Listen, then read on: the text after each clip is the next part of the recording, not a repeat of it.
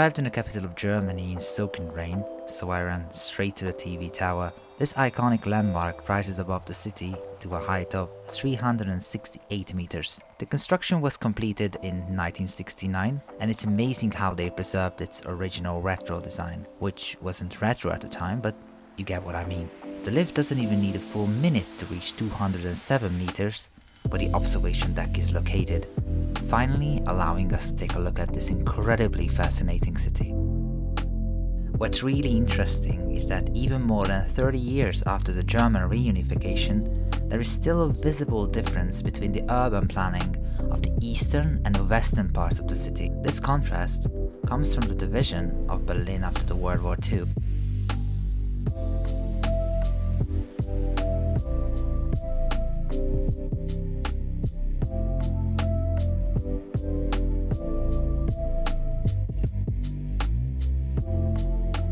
I was thinking about taking a souvenir home from here, but, well, I was up early for the next morning for breakfast because I was already late for my next program.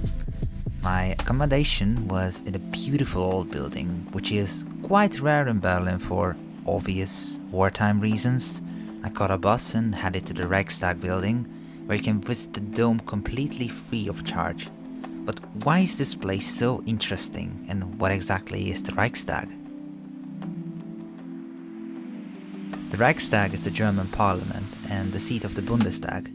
The original neo-Renaissance building was designed by Paul Wallet and completed in 1894, and it was heavily damaged by a fire in 1933. During World War II, the Red Army fought a deadly battle here. The capture of Berlin was symbolized by the Soviet flag being raised on the top of the Reichstag. After the war and the division of Germany, only preservation work was done on the building.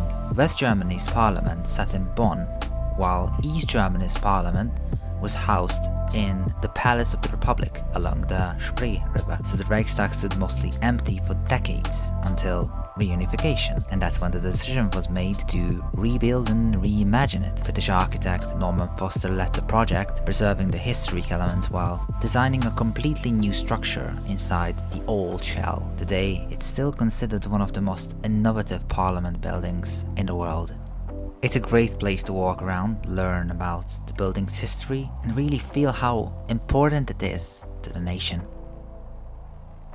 And as you walk up to the spiral ramps, you'll notice how the mirrors inside the dome reflect the sunlight down into the plenary hall below, providing natural lighting.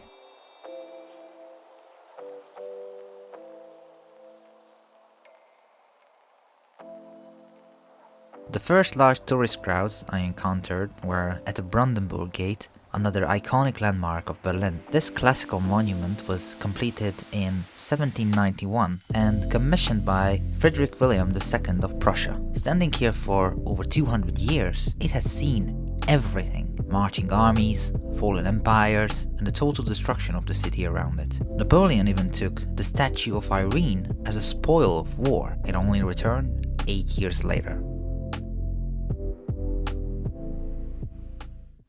Just a few steps away is the Holocaust Memorial. It's impossible not to feel the weight of history here.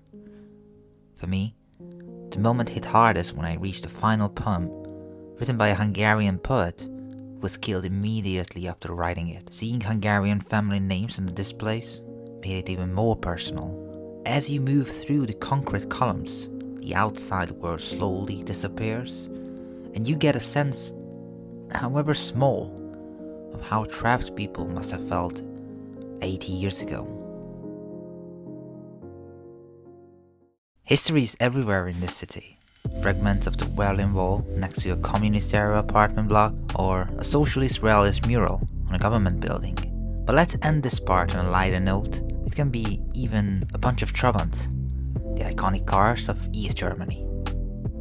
After World War II, not only Germany, but Berlin itself was divided. The eastern sector was controlled by the Soviet Union, while the western sectors were jointly administered by the Americans, British, and French. This is why Checkpoint Charlie was so important. It was the main American border crossing point. The original checkpoint was demolished after the fall of the Berlin Wall, but the replica was built later as a tourist attraction. It's slightly smaller than the original, but it still gives you a glimpse of what it looked like back then. Hundreds of people tried to flee to the west through this area, and their stories are preserved in this open-air exhibition. The soldier whose portrait looks at us is Jack Harper, the last Allied border guard stationed at Checkpoint Charlie.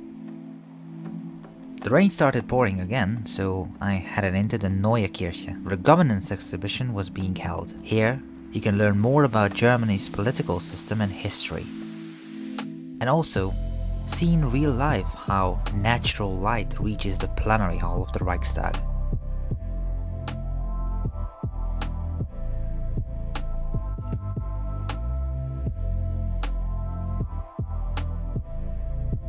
From here, I walked down to the Spree River. One of the newest attractions is the Humboldt Forum, completed in 2022, or rather rebuilt. This is the reconstructed Berlin Palace, combining historical facades with contemporary interior and housing the Museum of Ethnology. On the other side of the road, there is a major landmark, the Berliner Dome. This neo-Renaissance basilica was completed in 1905 on the site of a much older church dating back to the 15th century. It was severely damaged during the World War II and only fully restored by 2002.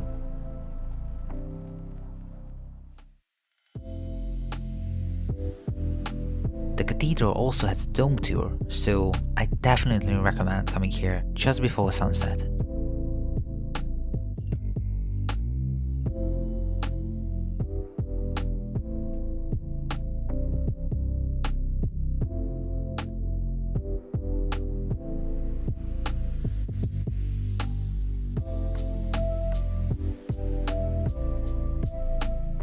For the evening, there were several museums to choose from, but I went with the Pergamon Museum.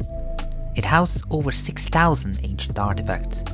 The building itself has been under major reconstruction for years now, and unfortunately, the Pergamon altar is still closed to visitors. However, some of the most beautiful ancient artifacts from the Middle East are still on display, like the breathtaking Ishtar Gate, which once guarded the city of Babylon. It was built in the 2nd century BC, during the reign of Nebuchadnezzar II. German archaeologists discovered it in fragments and transported large portions to Berlin, where it was reconstructed in what became one of the most expensive projects in museum history. Another reconstruction of the gate was built in Iraq in the 1980s to reconnect with the Babylonian heritage.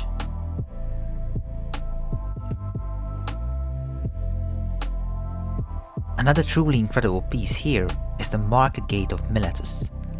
Built around 100 AD, it once served as a monumental entrance between two public squares. Standing 29 meters wide and 17 meters tall, it's easy to imagine the daily life in ancient Miletus while spending time here.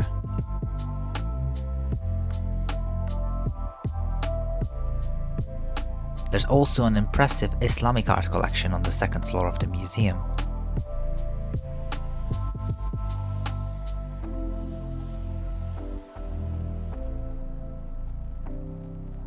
On my last morning it was raining again, but that didn't stop me from exploring a bit more. My accommodation was within walking distance of the Kaiser Wilhelm Memorial Church, built in a neo-Romanesque style at the end of the 19th century. It once had the 2nd largest church bell in Germany, after the Cologne Cathedral, so loud it even made the zoo's wolves howl. The bell was melted down during the World War II for ammunition, and during the Battle of Berlin, the church was heavily damaged and its roof collapsed.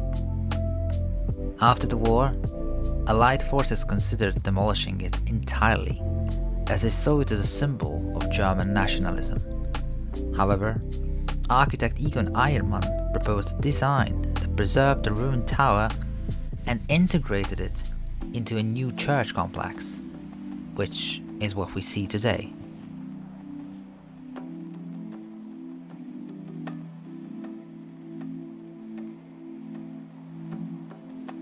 Public transportation in Berlin is incredibly efficient.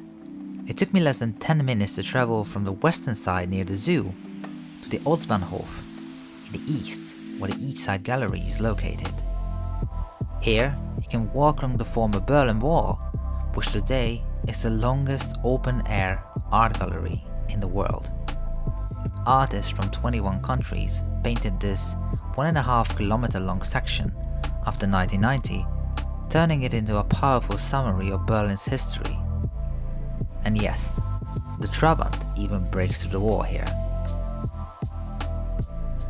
At the end of the walk, you will reach the Oberbaum Bridge, which resembles medieval castle architecture.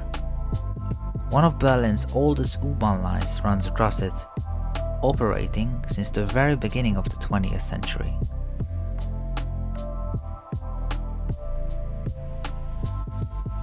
And that's everything I managed to see in Berlin in just 2 days. If you liked the video, don't forget to like it and subscribe to my channel. See you next time.